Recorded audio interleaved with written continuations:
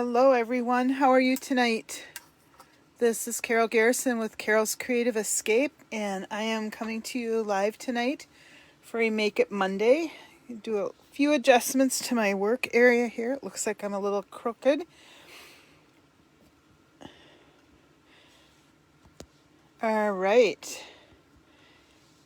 So let me just make sure I'm showing up on my iPad just because it helps me kind of see what's happening. There I am. But also make sure I'm not frozen, or at least I can tell if I freeze up a little bit too. So, hello Diana, how are you? Hope things are going well and that you didn't get too much rain from that tropical storm that passed through. Up here in Minnesota, we could really use some of that rain. Hopefully, I think they're talking Wednesday that we may get kind of a chance of an all-day rain, which would be really nice to just bring in, because like I said, we are so dry. I'm moving my camera just a teeny bit here, trying to get my, oh, kind of looks like I'm underwater here.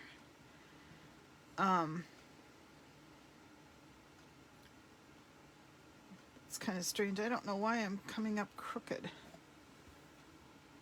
It's probably my camera. Okay, that might be better right there. Oh, Carol, just leave it alone. Now you don't need to see my lap, do you? Ay. All right, let me move that up a little bit, and I think I will have it. So, tonight's card, I don't actually have samples of it to show you yet. I saw it as I was going through. I actually saw a sketch for this card. So I thought, hey, I'm going to try to make this and we'll see what happens here. So we are going to be using, I did post the measurements, but I recognize that sometimes it's hard to decide what you're going to cut if you don't even know what the card's going to look like. And with this particular card, it's using a lot of designer series paper with patterns that balance and things like that. So I am going to show you how to go ahead and make this card. The paper I am focusing on is one that I have not used before on live. It's the Sweet Symmetry Designer Series paper that's in the annual catalog. And again, this is another one of those great bright colored papers. Has really kind of two different color groups, I think, going with it. You've got the greens and the corally tones. But then you also get this blue and the gold tones kind of brought in as well. And this one sort of pulls it all in.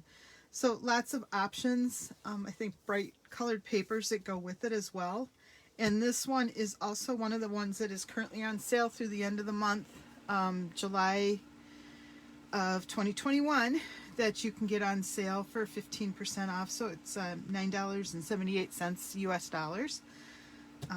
Very fun patterns to work with, and so that's the cardstock that I'm using. And then I am also using the Thank You for Everything greeting from the Color and Contour stamp set. I just really like the font on this one. I'm going to pull it up a little bit closer so that you can see that, but I just like the font on this one. I think it's kind of fun.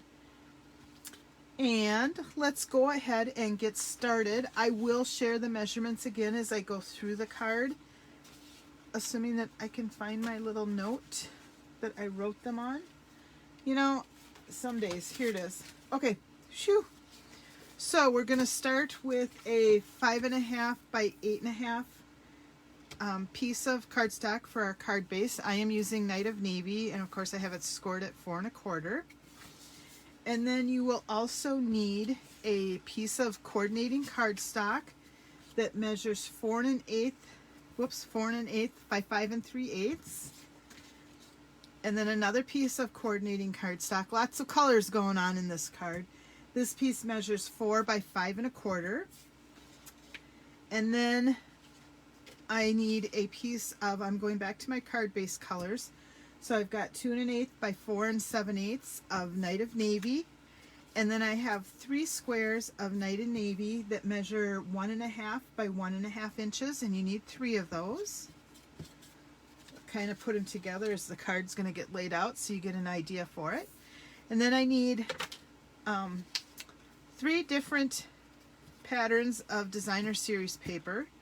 And I've kind of gone back and forth on what I'm going to use and how it's going to lay out. And I think I've settled on these 3. It was kind of torn. There's another darker blue version, but I think I'm going to go with what I've got here so that I'm showing off lots of the designer series paper. So this piece measures 2 by 4 3/4, and each of these squares measures 1 3/8. And then you'll also want a piece of ribbon that is approximately 12 inches long. I've actually pre-tied my bow, and I'm going to show you why I did that. And then of course you need a piece of basic white cardstock for the inside, and then any scraps that you might need for your sentiment. So hopefully that is enough information that you can go out and make this one on your own. So to assemble this card, let's go ahead and get started. I need to fold my cardstock over, and this time I did put my bone folder away. I can find it. Just going to burnish the edges there, and that's really the only folding that we need to do. And then to start the assembly of the card, I'm going to take my Flirty Flamingo and just put adhesive on the back side of it.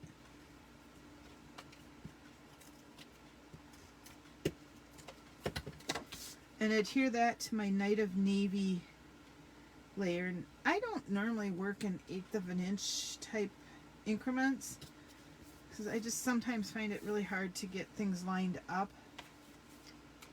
It's on just a little crooked, so I hope I can loosen it up just a little bit. This is why I don't normally work in 1/8 of an inch increments. I'm going to see if I can do a slightly better job of lining things up here. Okay, there we go.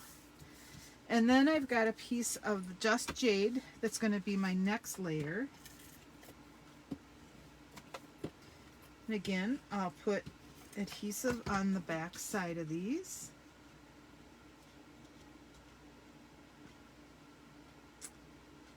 And I'm just going to build my layers up. Okay. And then I am actually not going to be stamping anything on the inside of this card. So I'm going to go ahead and put my card base in the inside. And I'm doing that just because I don't want to take a chance that I misplace this piece. Okay. Then we are going to start assembling these pieces, and I think you can kind of figure out how these are going to line up here. So let's go ahead and just put adhesive on the back of our designer series paper.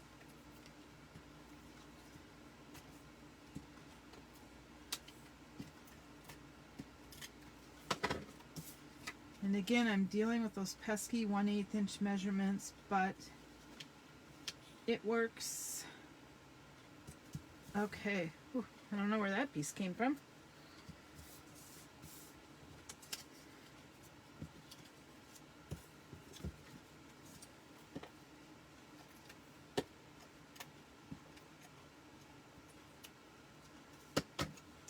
I hope everybody had a good weekend. We actually were pretty busy. Had a tree removed that was sort of kind of starting to die back, and we had some concerns that if we had strong winds, a chunk of it might fall on our house. And since we just last year finished up a fairly extensive remodel that included new siding and windows, and our roof is not very old, that we were going to take a preemptive strike and remove the tree. That meant we had that pile of stuff you get after they grind up chips that we had to pick up and get up to a compost place. And then we did some grocery shopping, and we're doing a celebration of life for my dad this coming Saturday, so my sister and I and my husband head out to one of the stores to buy some of the items that we need in bulk. And then Sunday I got to spend a good chunk of my day downstairs in my craft area, which I don't get to do often enough, so I was grateful to have that time. Okay, so this ribbon here, when I made my bow, it's going to actually go on here like this, but I really wanted this bow in place before I wrap stuff around rather than doing a fake bow sort of a thing. And so what I did is I just kind of figured out how much ribbon I was going to need and how much of a tail I wanted on that one end.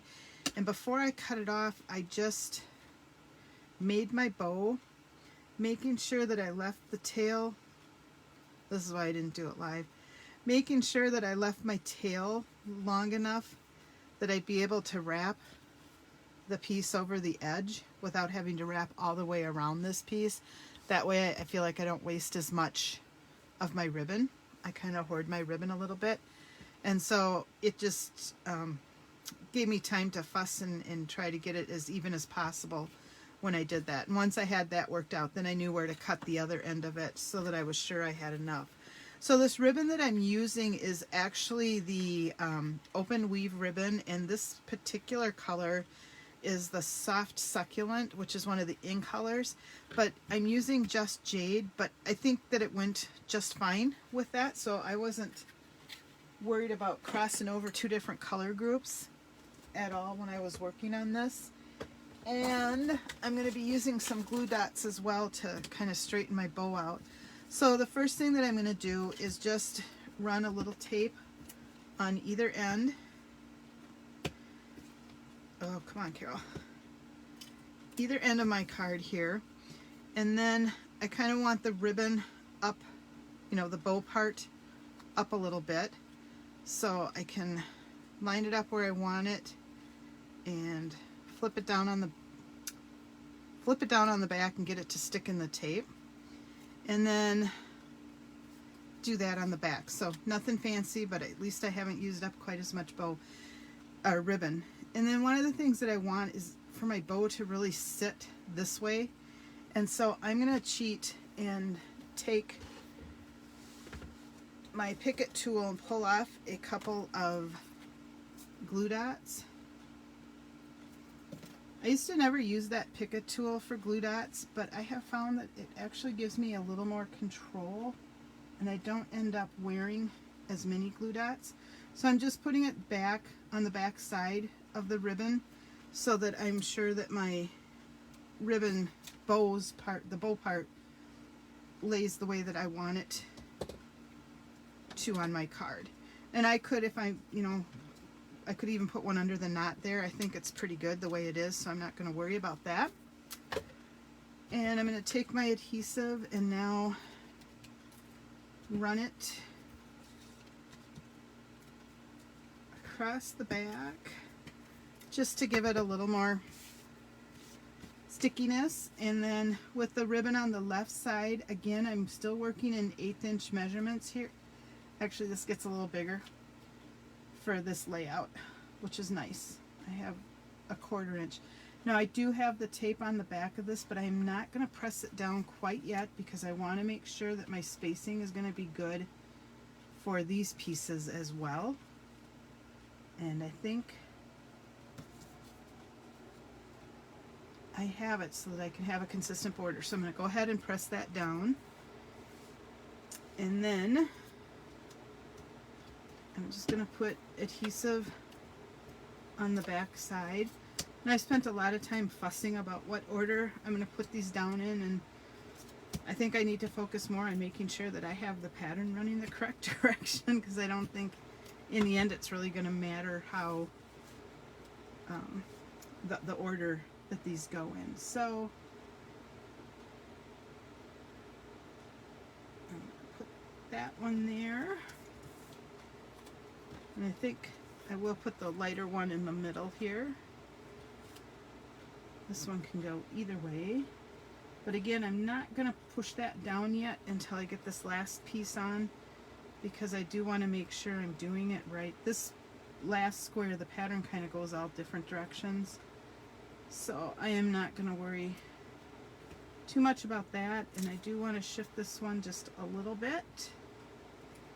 Okay, so there is the layout for this card. So it is a slightly heavier card. I'll weigh it before we're done just to let you know if it's going to be a card that requires extra postage or if we're going to be able to get by with what we've got.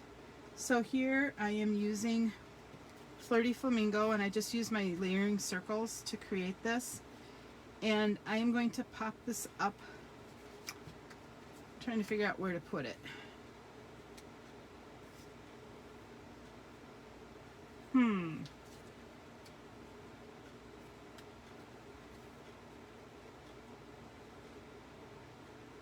think I'll put it right there. And I am going to pop that up on dimensionals just a little bit, because why not?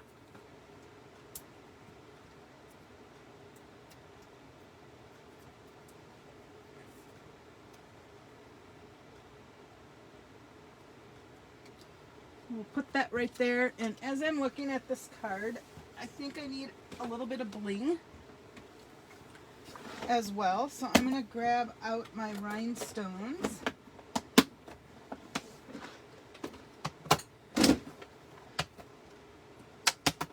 And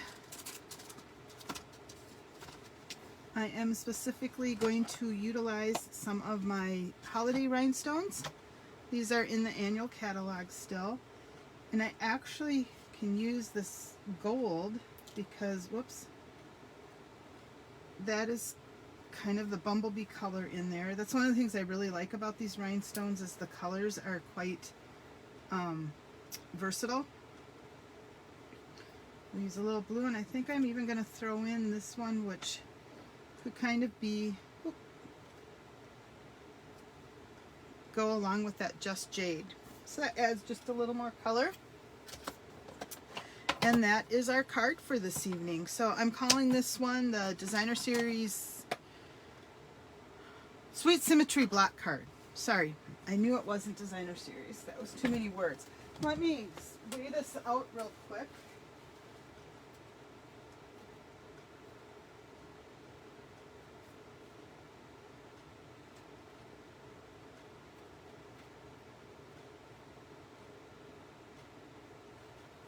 And without the envelope, this card is coming in at 7 ounces, so it will be a good one for mailing. Even if you put a protective sheet over it, I think you'll still get by with one stamp. So here we go. We've got the Sweet Symmetry Block Card. Remember that this Designer Series paper is one of the ones that is on sale with Stamping Up right now. The sale ends, I believe it's August 2nd, but for sure by the end of the month. I will make a note of that in my comments so that you have the correct date. And with the paper sale, this is $9.78 for the pack, so it's a 15% savings. Sweet Symmetry Designer Series paper. And here is a finished product showing off several of the designs on that. So if you make this card, I'd be very curious to see what paper you use and what it ends up looking like. So be sure to put it down below in the comments, and share it with everyone else so that we can see how you've combined your colors and papers. And I will see you next Monday for Make It Monday. Have a great week, everyone. Thanks for joining me. Bye-bye.